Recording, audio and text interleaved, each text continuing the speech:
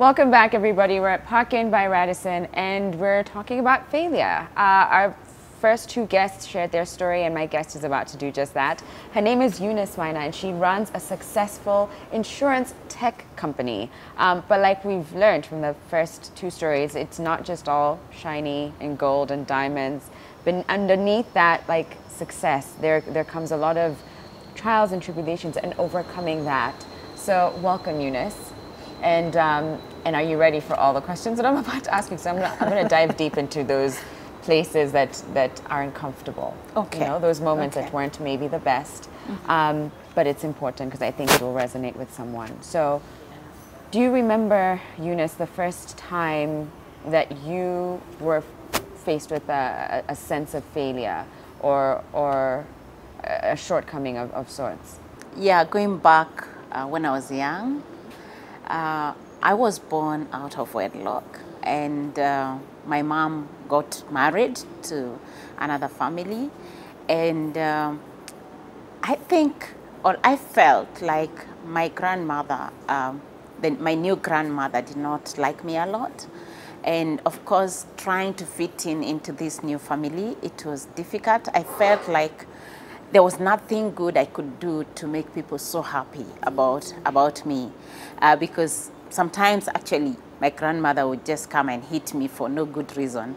And yeah, that made me try to be good, but then I also at some point gave up being good. And I said, wait a minute, whatever I do still turns out to be bad, so just let it. Yeah, and you felt just like let it be. You might as well just fail at everything, because you felt like there was a sense of failure in everything that you did. Yes, yeah. Wow. And my mom didn't make it easier, because she would just beat me up. Sometimes when my sisters and my brothers did something wrong, it was because I did not guide them. Are you the firstborn? Yes. Okay. Yeah. So I was that bad child who never did anything right.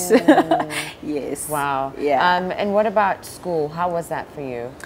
School was okay until when I was in class 7, and I got very low marks and I could not proceed to class 8.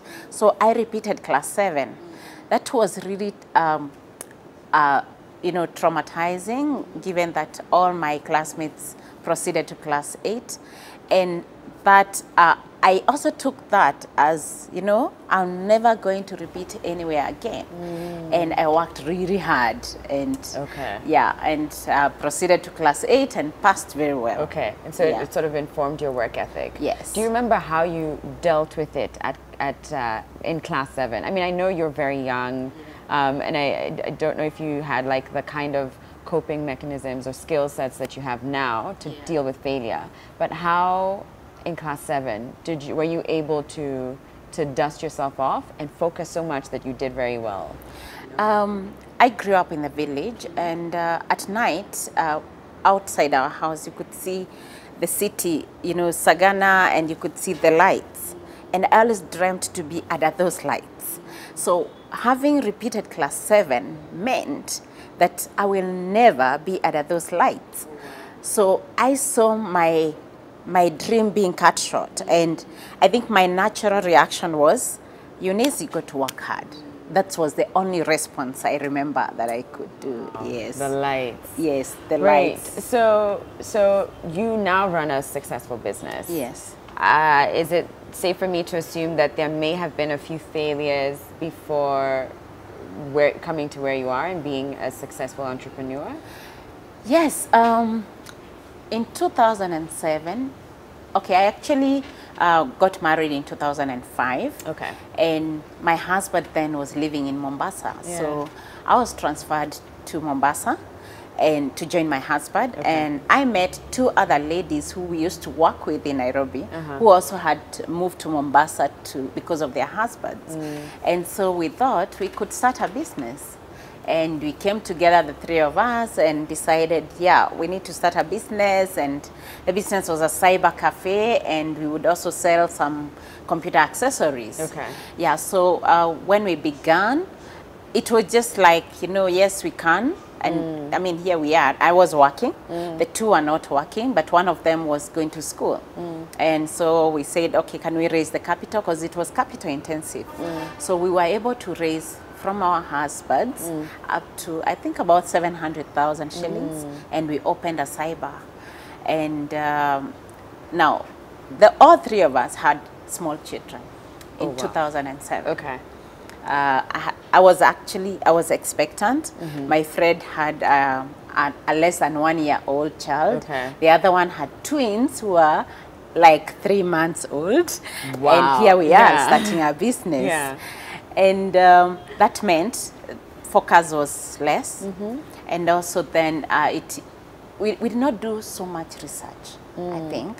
And therefore, it means we're getting into a business we don't understand. Right. And and to us, 207, 208, post-election violence happened. And what did that mean? That we had targeted the Wazungus in the Nyali area, and they left. So here we are, 2008, we can't pay rent, we can't pay municipal. I remember one time the municipal came, and I told them, you know what, I don't care, just take everything. Because we were tired, there was no money, and then we could not be able to raise more capital from our spouses. Wow, Yes, So you've described a couple moments, a few moments in your life where you did experience certain challenges and setbacks. Yeah. What can you say you've learned about failure from your failures? I would say that failure, I can't really call it failure. I think they're setbacks. I call them the bumps, you know, where you have to slow down and go to the next level. And, you know, then you can start speeding. My experience is that there will always be those, you know, potholes, the bumps, small mountains for you to climb. And they just allow you to take a pause and think, and then you can start again. Because after that, I did not start another business until 2017. Because so 12 years later. Yes. Yeah. And when I was starting this business, I had skills that I acquired through that failure, or let's call it a setback. And I knew that I am not, I mean, for example, I needed to know that if my business will require capital. So how am I going to raise capital? At that time when we started, we didn't know, we just thought, okay, with 700K, that's a lot of money we are going to run the business and it will be successful. And, you know, things happen that are not within your control. We did not have any control over post-election violence. And when that happens, your capitalization in the business is very important. And then the other thing I learned is focus. I was working, I had a young child. My colleagues had children. You know, it takes, you know, you spread yourself too thin that you're not able to focus on the thing that is at your hand. So I knew that for me to start any other business in the future, I need to be, you know, to be focused that this is what I want to do, and I'm going to focus on it.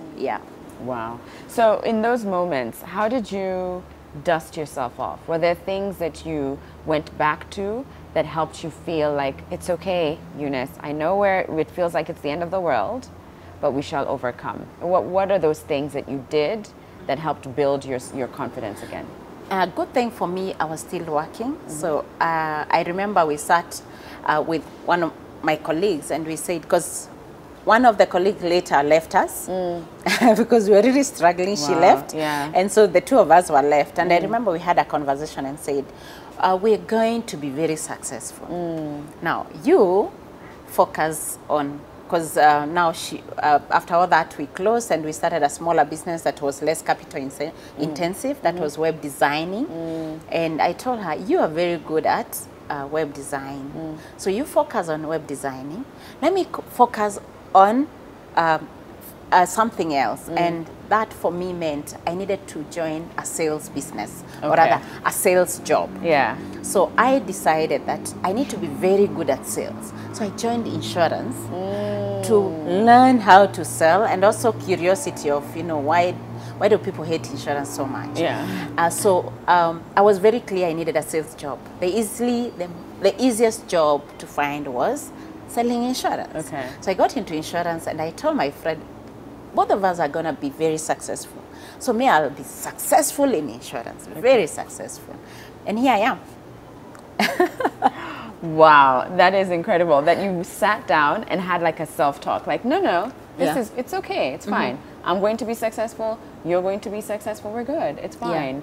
The other thing we had to do was to take the amount of money and effort we had invested. We said, wait, I don't have a master's degree, so I am going to take these lessons as my master's degree in entrepreneurship. I remember sharing with my husband also and telling him, don't worry, because this was his money. Don't worry about what is lost.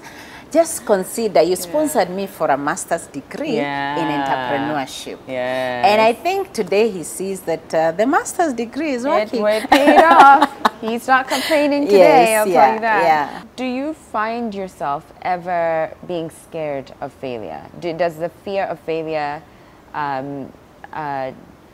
guide or inform any of the decisions that you make today? No. I am not scared of failing. I have come to this point of accepting that this is the way of life, and for you to succeed you must fail several times. And it has redefined, actually, because having grown up in that family setup where you have to really prove yourself and reach a point where you say, wait a minute, I don't have to prove to anyone anything. And so I have realized failure is part of life. For you to succeed, you must fail a few times. And what matters is always fail. They say always fail forward. So I like to fail when I've moved a step further. So I'm not really scared about failing. Actually, when that feeling comes, I'm like, you know what? You need to go. You need to move. Fail quickly and move on. And keep it moving. Yeah, I actually like to fail very quickly. Oh, that's a good tip. That's a good gem. Fail quickly. Yes. So don't just be sitting there being like, wow, it's tough down here. Yeah, it's so tough. And then you're just there for months on end. And then if you're not careful, months could lead into years. And then it becomes your life that you were stuck there. Yes. So if you're going to fail quickly. Okay. Yes. So Eunice, what business are you in now? Tell me about your company. What is it? Now, 2017, I resigned from... it was a very good job because when I joined insurance, I got promoted to unit manager to country sales manager in microinsurance. And in 2017, the same story, failing quickly. I thought, you know what? I have a choice of remaining here. It's comfortable, it's beautiful, it's exciting. And I also have an option of experiencing another try in business. And if I have to fail, I fail quickly and I can get back to work if need be. Okay. So I love that. Fail quickly. That's such a gem. Okay. Yeah, so I started Be Smart. Be Smart is an insurance comparison platform where customers are able to compare prices, benefits, exclusions from multiple insurance companies, choose the one they like based on information. Because I realized when I was in the insurance that many customers complain, you did not tell me that that is not covered. So why didn't you tell me? So I say, okay, why don't we bring it all transparent? Let everybody see, so that then you don't have to say you are not told. And we don't want to tell you when you have bought. We want to tell you before you buy, so that you know, am I ready for this? These are the terms, these are the conditions. Am I ready to get into this? And then choose and buy through our platform. Awesome. Yes. And look at that. I mean, it's easy to assume that all those stages in your life, whether it's like from your family relations to failing in class 7, the business going down, it's easy to think that once you've experienced failures several times, that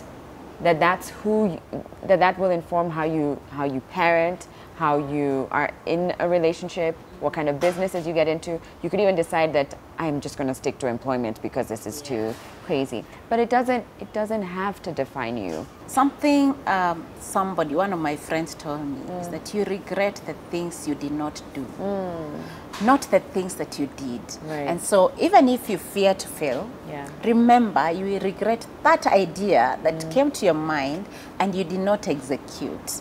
So just execute it anyway, because whether you do it or not, there will be failure.